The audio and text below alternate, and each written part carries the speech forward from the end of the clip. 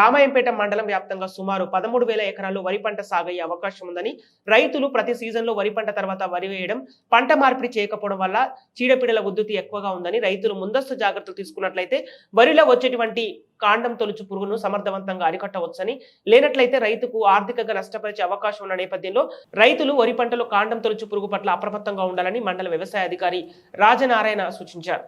ఈ సందర్భంగా రామాయంపేట మండలం జాన్సీ లింగాపూర్ గ్రామంలో వివిధ రైతులకు చెందిన వరి క్షేత్రాలను సందర్శించి కాండం తొలుచు పురుగు నివారణల కోసం పలు చర్యలు చేపట్టాల్సిందిగా రైతులకు అవగాహన కల్పించడం జరిగింది. ఈ సందర్భంగా మండల వ్యవసాయ అధికారి మాట్లాడుతూ వరిలో నారుమడి దశ నుండే కాండం తొలుచు పురుగు ఉధృతి తగ్గించే విధంగా ఎకరం సరిపోయే నారు మడికి 1 kg కార్నో ఫ్యూరన్ గుళికలు వేయాలి.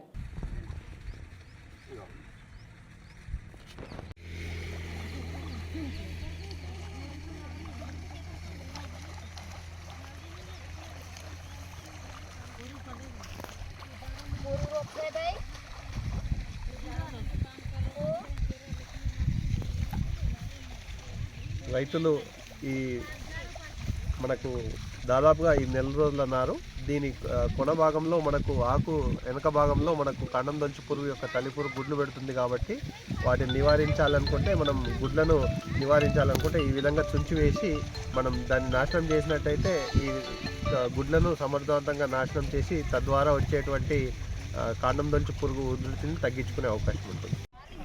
అందరికీ నమస్కారం. ముఖ్యంగా మనకు రామాయంపేట మండల వ్యాప్తంగా దాదాపుగా 90% మనకు వరి నాట్లు వేసే అవకాశం ఉంది. ప్రతి సంవత్సరము వరి పంట తర్వాత వరి వేయడం వల్ల కాండం తొలిచే పురుగు, మనం లోకల్గా మొగి పురుగు అంటాము, దీని ఉధృతి చాలా ఎక్కువగా ఉంటుంది.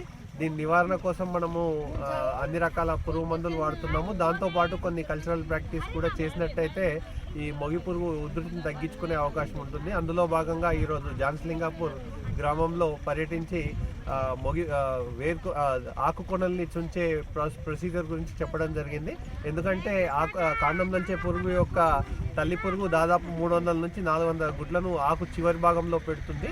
ఇది రైతులు గమనించకుండా మెయిన్ పొలంలో నాటేసినప్పుడు ఆ గుడ్డు పగిలి దాని నుంచి వచ్చే లద్దె పురుగుల వల్ల ఆర్థికంగా చాలా నష్టంగా ఉండే అవకాశం ఉంటుంది. కాబట్టి చాలా సింపుల్ టెక్నిక్తో మనము వేరు కొనల్ని అంటే ఆకు కొనల్ని చుంచడం ద్వారా ఈ గుడ్లను సమర్థవంతంగా నాశనం చేయొచ్చు. చాలా సింపుల్ టెక్నిక్, ఎట్లాంటి ఖర్చు లేదు. కాబట్టి వీటి మీద రైతులకు అవగాహన కల్పించడం జరుగుతుంది.